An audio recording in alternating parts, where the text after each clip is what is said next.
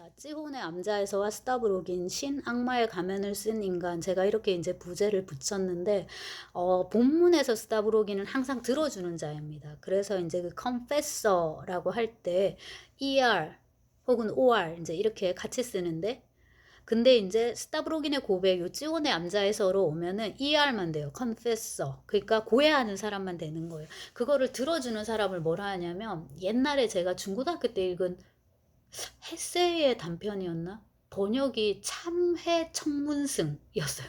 그러니까 참회를 들어주는 사람인데 그때 승려, 저도 불교식으로밖에 번역이 암자 이런 것도 있잖아요. 승방 이런 것도. 왜냐면 우리가 그게 천주교의 그게 이제 천주교 기독교의 역사가 비교적 불교보다는 짧다 보니까 이렇게밖에 이제 옮겨지지 않는데, 이번에 악령 바꾸면서는 좀 많이 한 것 같긴 해요. 승복을 뭐라고 했더라? 미사 가운인가 뭐 딴 걸로 좀 많이 저도 바꿔보려고 되게 애썼는데, 아무튼 여러분들 그건 이제 감안하고서 들으시고요.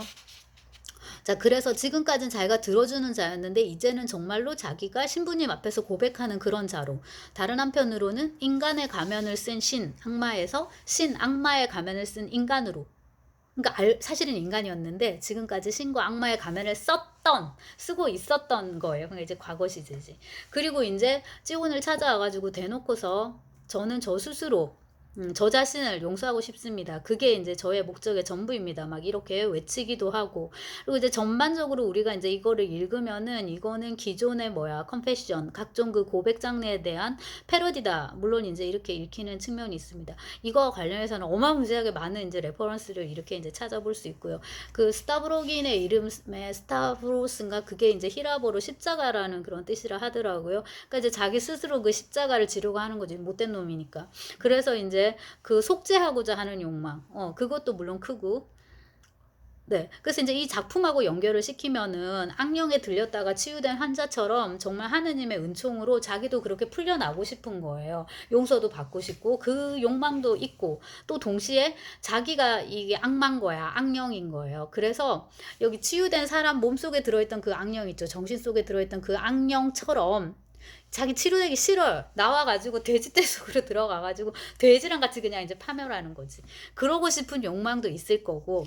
그래서 이 용서 구원을 향한 욕망과 그 다음에 이 파멸을 향한 욕망, 이 두 개가 이렇게 충돌하고, 그러니까 이제 당연히 형식적으로도 이 고백하는 거랑 반대로 안티 이스포베징, 안티 고백, 이거 사이에 이제 긴장이 또 존재합니다. 그렇다 보니까 이제 스타브로긴의 고백, 그 안에 서류 하나 더 그러니까 우찌호나 안에 이제 스타브로긴의 도큐멘트, 그러니까 서류가 하나 들어있는데요. 문건이 그거 자체는 그러니까 굉장히 분열된 이제 그런 걸 띌 수밖에 없는데, 이걸 이제 갖고 오고 찌혼이 그 자리에서 읽고 그거에 대한 이제 평을 해주시는 부분인데, 이 기록은 죽도록 상처 입은 마음의 욕으로부터 곧바로 나오는 것입니다. 그렇게 이해해도 될까요? 이렇게.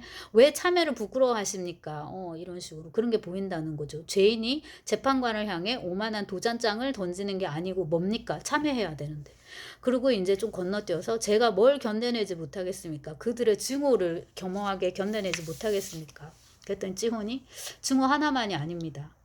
또 뭐가 있죠? 그들의 웃음입니다. 이 부분도 되게 좀 재밌잖아요. 그럼 뭐가 웃기다는 겁니까? 뭐 형식이 웃기다, 뭐 이런 식의 얘기를 하고, 그 본질도 웃기다. 그러면서 아름답지 못한 것이 죽일 겁니다. 인데 편집자가 이거 편집하면서 한 2번, 3번 계속 줄을 쳐가지고 도대체 무슨 말인지 모르겠으니까 좀 편한 문장으로 바꿔주시면 좋겠다고. 근데 이게 니크라시버스 우비바에디거든요. 그러니까 못생긴 말 그대로예요. 아름답지 못한 것이 죽일 거라고 우비오신지 우비바이신지 아무튼 그러니까 말 그대로인데, 이 미적이지 못한 것, 이거를 이제 우리가 그대로 이해해야 되지 않을까. 그러니까 이제 도스옙스키 소설 속에서 윤리적이지 못한 것, 도덕적이지 못한 것은 동시에 미학적으로도 이제 아름답지 못한 것. 그래서 뭐가 아름답지 못한 것이라는 겁니까? 스타브로긴이 물으니까 찌혼이 범죄입니다. 진실로 아름답지 못한 범죄가 있는 것입니다. 아니, 범죄가 아름답지 못하지, 다 전부 다 아름답지 못하지, 딱히 더 아름답지 못한 범죄가 뭐가 있느냐라고 우리가 물을 수 있는데, 일상어에서 뉴스 같은 거 우리가 들을 때 죄질이 아주 나쁘고 이런 표현 우리가 듣잖아요. 그거에 딱 해당한다고 보면 되고, 죄질을 최대한 나쁘게 하기 위해서 이제 스타브로긴에게 준 죄가 바로 미성년자, 이거 이제 성범죄입니다. 그리고 이제 마트료샤를 그렇게 한 것도 되게 못된 짓이었는데, 그러니까 어린애를 이제 이렇게 한 것도 이제 그랬는데 아이가 이제 그거에 대한 어떤 무슨 표현을 쓸까요? 성적 수치심, 심지어 성적 빡치심 그런 걸 견디지 못하고 혹은 이제 애가 어리니까 혼선도 되게 많이 왔을 것 같고 그거를 견디지 못하고 고방에 들어가서 우리 그 옛날 집을 떠올려 보시면 어두침침한 항상 고방이 있단 말이에요. 창고. 고방에 들어가 가지고 목을 매요. 근데 이제 스타브로겐이 그걸 이렇게 문틈으로 이렇게 본단 말이에요. 그럼 자기가 걔를 구할 수 있는 어떤 그 순간이 있었던 거잖아요. 근데 반대로 흡사 그 일이 일어나기를 되게 바랐다는 것처럼. 왜냐하면 이제 얘가 없어져야지 자기의 범죄가 묻히니까. 애가 막 열애 들떠 헛소리하고 막 이러는데 그러다 자기 이름 부를까봐 진심으로 자긴 겁났다 이런 말 나오잖아요. 그러니까 애가 죽기를 또 은근히 바란 거예요. 그거를 이제 막지 않았을 뿐더러 심지어 그 일이 일어나기를 바란 거죠. 그러니까 미필적 고의 이상으로 sins of omission 이건 이제 생략의 죄가 아니라 부작위의 죄.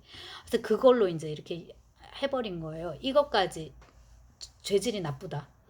진실로 아름답지 못한 이제 범죄가 있다. 이제 이런 거죠. 그래서 요렇게 못된 짓을 해놓고서 살려달라고 구원해달라고 하면은 이것도 나쁜 짓이고, 그 다음에 이제 여기서 스타브로긴을 우리가 이제 빌리키 그레시닉이라고 이제 하는데요. 이거를 각종 레퍼런스를 보시면은 전부 다 위대한 죄인이라고 번역을 하는데 사실 이제 이게 대역죄인 혹은 뭐야 지금 제가 번역하고 있는 톨스토이 민화에서 대자가 너는 누구냐 물으니까 저는 그 빌리키 그레시닉으로서 추주의 그레이 부이쿠바예요. 타인의 죄를 왜 이렇게 러시아를 못하고 타인의 죄를 제가 사오고자 합니다. 죄값을 지고자 합니다. 이렇게 하는데 거기서 이제 빌리키 그레시닉이란 단어 똑같이 나오는데요. 그때 이제 뜻은 내가 큰 죄를 지은 사람으로서 이런 뜻입니다. 근데 이게 이제 그 도스옙스키 소설에 오면은 단순히 큰 죄 이상의 의미를 지니게끔 이제 작가가 쓰고 있죠. 특히 이제 스타브로긴에게서는. 그래서 이제 자기가 이렇게까지 못된 죄를 지었는데 이거를 가지고 용서받고자 한다면은 그게 더 후한무치한 행위고 너무나도 이제 못된 짓이다라는 생각을 하는 거고, 그와 동시에 또한 그래도 이제 회개하고자 하는 거, 리뎀션, 이 속죄하고자 하는 욕망이 또한 동시에 이제 있고, 이렇다 보니까 이제 이게 형식적으로 표현이 됐을 때는 거의 자기 분열을 이제 야기할 정도로 되게 뒤틀린 그런 형식이 될 수밖에 없는 거죠. 다시 형식적으로는 그렇게 이제 뒤틀리는 거고 그 속에 들어있는 이제 정서는 이 자기 분열에 가까운 그런 건데 자의식이 너무 충만하다 보니까 당연히 웃길 수밖에 없다. 그래서 여기에 이제 또한 이제 웃음이 이렇게 개입이 됩니다. 그러다 보니까 자기가 이제 웃기게 된 게 싫으니까 이렇게 찌질하고 이런 게 싫으니까 되게 신경질적이고 이제 초조한 태도를 이제 보이게 되는 거고요. 루소의 이름이 이제 이 소설에서도 언급이 되는데 신실한 참회와 위약적인 자기해부 내지는 자기 과시적인 노출증 사이의 경계는 실로 애매한 것이다 라고 이제 제가 썼는데 루소는 일단 사람이 되게 착했던 것 같고요. 진짜 그 18세기 계몽의 인간 여러모로 그러니까 루소의 인생 자체도 그렇고 스위스의 제네바인가요? 어디 그 시계공의 아들로 태어나서 거의 뭐 반쯤 고아로 이렇게 유럽을 떠돌면서 이렇게 살았고 그러면서 이제 이 18세기 최고의 사상가이자 문학가로 이제 자리매김. 저는 이제 루소의 고백을 루소가 쓴 책 중에 제일 이제 재밌게 읽어서 뭐 사회계약론이나 이런 건 이제 읽어야 되니까 뭐 법학개론 시간에 읽고 뭐야 이거 리뷰 서평 쓰라고 하시니까 그거랑 뭐 인간 불평등 기원론 이런 거 그다음에 이제 재밌다고 한 사람도 있는데 정말 최고로 재미없었던 건 에밀 뭐 이런 것들인데요. 아무튼 이제 제가 아는 루소는 그 고백의 작가 그다음에 이제 고독한 그 몽상가의 산책인가 이제 그런 정도인데 거기를 이렇게 보면 정말로 루소는 굉장히 전일적인 인간이었던 것 같고 참 착했던 것 같고 성선설 인간은 이 기본적으로 착하게 태어나는 거예요. 착하게 태어나는데 뭐 사회 제도 이런 것들에 의해서 진짜 세파에 물들어가지고 나빠지는 거지. 그래서 우리가 교육을 통해서 원래 인간이 가지고 있던 그 선한 본성을 되찾자. 자연으로 돌아가자. 그러니까 그게 이렇게 도시를 떠나서 시골로 가자 이런 의미도 물론 없지 않겠지만은 인간 본성에 대한 그런 루소 나름의 믿음이 있는 거죠. 근데 이제 그 다른 맥락으로 홉스, 리바이던 이런 거 생각을 해보면 인간은 못돼 처먹은 거야. 되게 이기적이고 막 야만스럽고. 그러니까 이제 이거를 뭐야 제도를 통해서 이렇게 묶어야 된다. 맞나요? 이게 홉스, 리바이던. 아무튼 어디 또 그렇게 얘기한 사람도 있잖아요. 되게 다른데 이제 루소 같은 경우 이제 이런 믿음이 있는 사람으로서 그 뭐야 고백을 이제 있죠. 근데 그 자기가 생각했던 이상의 성과를 거뒀던 것 같아요. 도스옙스키가 이거 루소를 되게 좋아하는데 특히 고백을 나중에 톨스토이는 또 자기식으로 좋아하고 톨스토이는 이제 루소의 계몽사상 이런 거에 더 천착했고요. 이제 도스옙스키는 이거 이제 되게 좋아하는데 그 루소의 그 저기 이런 그 고백하고 스타브로긴의 고백은 되게 다르다고 이제 할 수 있는 것이 루소는 분열되어 있지 않거든요. 그리고 되게 자신 있게 얘기해요. 인간이라는 게 뭔지 알기 위해서 인간이라는 자료를 제시하는 차원에서 내가 이 글을 쓴다. 그런 이제 자뻑 이런 것도 되게 큰데 이 이제 스타브로기는 자기가 지금 미친 짓 하고 있고 바보짓 하고 있다는 걸 알기 때문에 되게 이제 위약스럽게 이렇게 얘기를 하고 이렇게 서류를 쓴 거, 문건을 작성한 것 자체는 이해가 되는데 자기 잘못했으니까 이렇게 한번 써보는 거잖아요. 그건 일종의 자기 징벌 차원에서 이해가 되는데 이거를 300부나 인쇄를 하겠다라는 거, 그 다음에 번역까지 해가지고 외국으로 보냈다는 이거 뭐 뭐해 쥐가 뭐라고 이렇게까지 한 이거는 완전히 이 정도 되면 이거는 코미디가 되는 거죠. 그리고 이제 본인도 이게 그렇다는 것을 알고 있고 자 그래서 이제 결론적으로 신의 가면을 벗어 던지자 드러난 것은 이거 샤토프의 표현이었는데 하는 일 없이 빌빌대고 돌아다니는 귀족 도련님 일 뿐이다 라는 겁니다. 그리고 이제 그 찌온이 예상을 했듯이 스타브로기는 오로지 이 종이장, 이 서류의 공표를 피하기 위해서 다시 새로운 범죄 속으로 이게 새로운 출구라도 되느냐 몸을 던질 것이다 라고 했는데 이제 우리가 아는 그 아까 레비아드킨 오누이 등등등등 이제 그런 사건인 거죠. 그러고서 이제 자살하게 됩니다. 자아기는 절대 자살하지 않을 것이다. 그만큼 관대하지 않기 때문이다. 키를로프처럼 그렇게 이제 자살이라는 거는 무한히 늘어선 기만의 대열 중에 마지막 기만이기 때문에 하지 않을 것이다 라고 했지만 결국에는 이제 자살을 하게 되고 니가 본 이비니치 야쌈 아무도 비난하지 마라 탓하지 말라 나 스스로 한 일이다 라는 짧은 유서를 이제 남기고 죽게 됩니다. 목매서 죽게 되는데 이 장면은 그냥 마지막에 이렇게 딱 시신으로 발견된 것만 우리주 스위스의 우리주 시민이 거기 매달려 있었다. 바르바 페트로브나가 이제 이쪽에 왔거든요. 왔는데 저희 고미다락방 문이 열려 있네요. 아니 우리 애가 뭐하러 저기로 올라가겠니. 그래서 불길한 마음에 올라가는 거죠. 그리고 이제 이렇게 이제 되는 건데